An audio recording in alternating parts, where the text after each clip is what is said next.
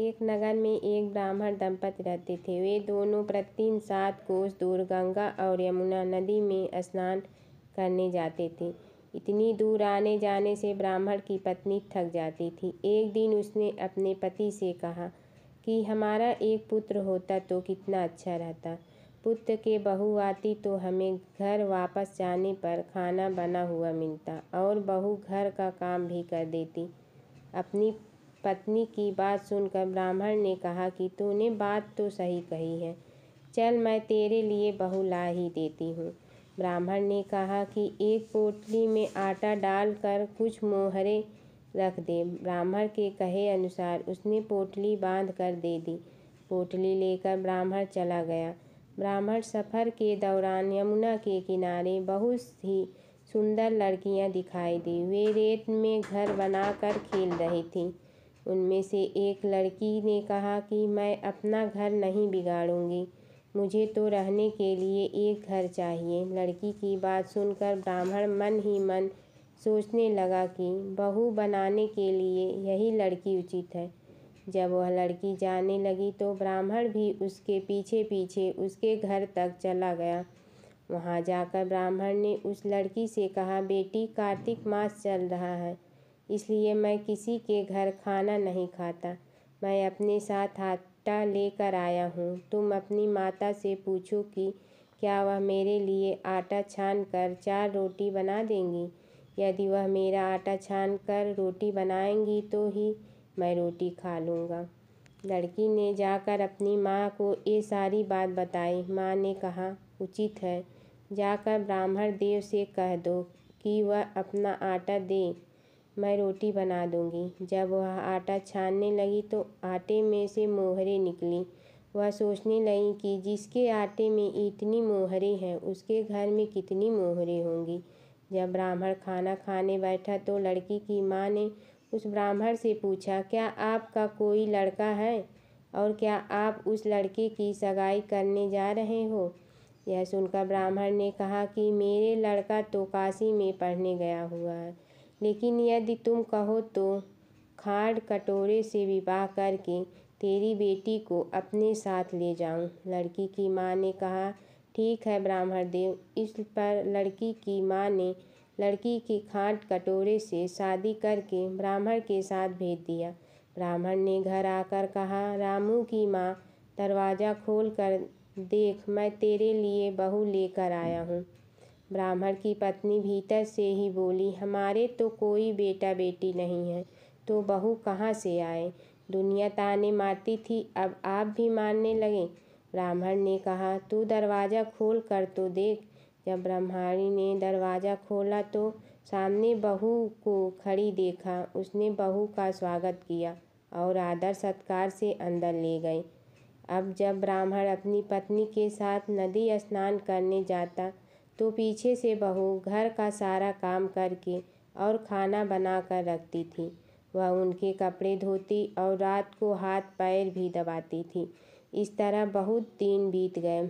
ब्रह्मचारी ने अपनी बहू से कहा कि बहू, कभी भी चूल्हे की आग मत बुझने देना और मटके का पानी खत्म मत होने देना। परंतु एक दिन चूल्हे की आग बुझ गई। यह देखकर बहू घबरा गई और भागी भागी अपनी पड़ोसन के पास गई और कहा कि मेरे चूल्हे की आग बुझ गई है, मुझे थोड़ी आग चाहिए। मेरे सास ससुर सुबह 5 बजे से गए हुए हैं, वह थके हुए घर आएंगे, इसलिए मुझे उनके लिए खाना बनाना है।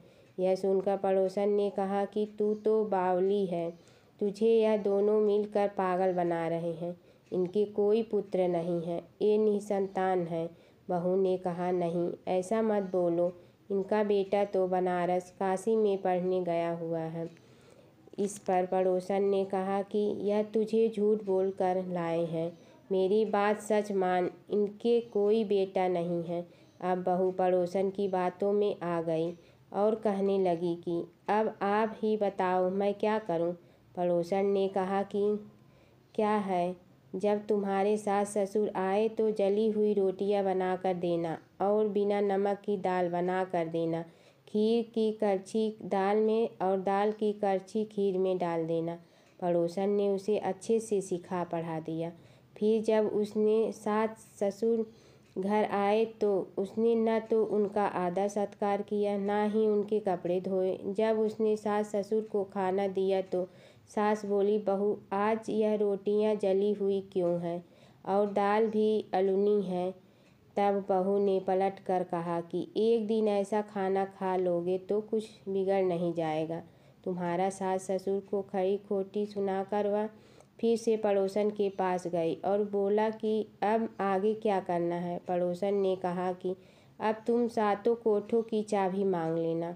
अगले दिन जब भी स्नान करने के लिए जाने लगे तो बहू अड़ गई कि मुझे तो सातों कोठों की चाबी चाहिए। तब ससुर ने कहा कि इसे चाबी दे दो। तब सास ने बहू को चाबी दे दी। सास ससुर के जाने के बाद जब बहू ने दरवाजे खोले तो देखा कि किसी में अन्न भरा है, किसी में धन भरा है और किसी कोठे में बर्तन पड़े हैं।